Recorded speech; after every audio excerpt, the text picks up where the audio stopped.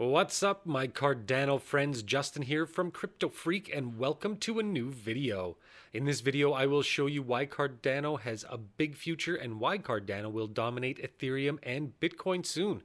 For this, I will show you an interview from Charles Hoskinson where he compares Ethereum with Cardano and talks about the future of Cardano. Let's jump into the interview to hear more from Charles. Just to return to your point on the ETH killer kind of clarification there, it is interesting because as they shift to proof of stake, I mean, you could make the argument that it could be a Cardano killer. That was the sustainability, and that aspect of it was kind of how you guys differentiated.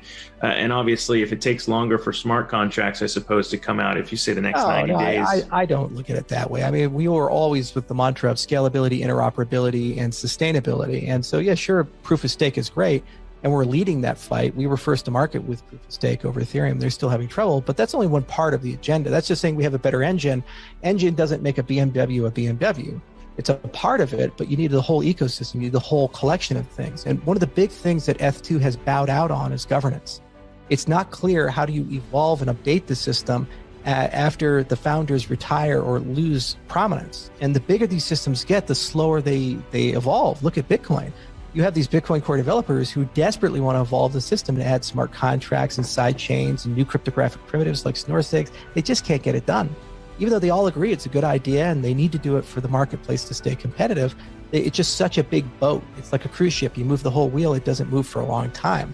And so Ethereum is suffering from that problem, and they don't have an obvious on-chain governance system. And that's not in the roadmap for ETH2, whereas it's a core part of our roadmap.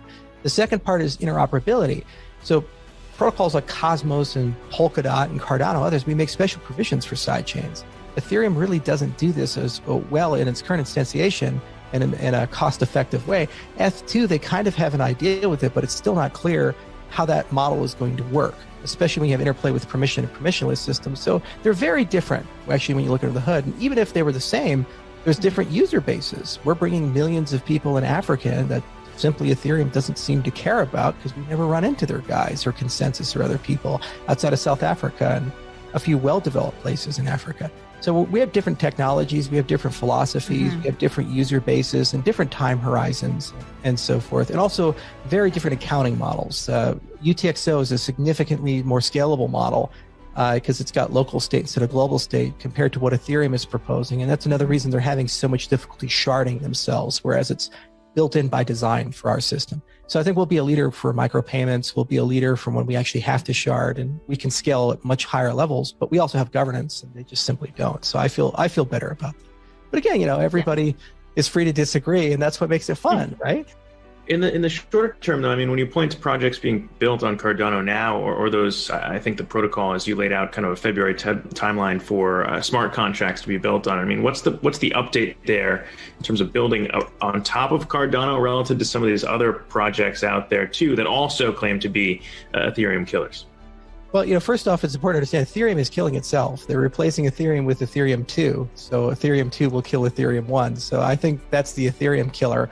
We try to do more holistic things. It's not just, can you process smart contracts? It's also, can you do that with identity and compliance? Can you do that with metadata? Can you do that with automated regulation? These types of things. There's a lot of missing pieces. And can you do that at a scale for billions of people? And can you do that with some notion of governance that doesn't require a custodial entity to always be around and take care of it? We're used to custodial entities. You have Microsoft to Windows, you have Apple to the iPhone and so forth. And you always say, okay, they're the guys who are going to get the next version out. But when you strip away that centralized curator, who's going to make it quantum resistant? Who's going to do the next big innovation? Who's going to make sure it's interoperable with some big legacy payment system or the BIS or something for CBDCs and so forth? So Cardano was really built to be holistic in that respect. For smart contracts, we're almost through that entire rollout. We started in December with metadata, and that allowed us to bring identity to the blockchain. We've already started deploying those systems in Georgia, the country of Georgia, and in Ethiopia for 5 million students. The next major milestone was ability to issue assets on the platform. We're seeing the largest adoption there with NFTs, and there's a lot of NFT platforms coming in. And the final rollout will be programmability. So that's smart contracts, and that's imminent in the platform. So the next 90 days, we should see a lot of beta testing, and then it's just a question of what's the best time to do that for all the people who use it. And that's it. Which cryptocurrency do you prefer? Leave me a comment. If you like the video, make sure to like and subscribe the channel. I wish you a great day. We see us in the next video. Peace.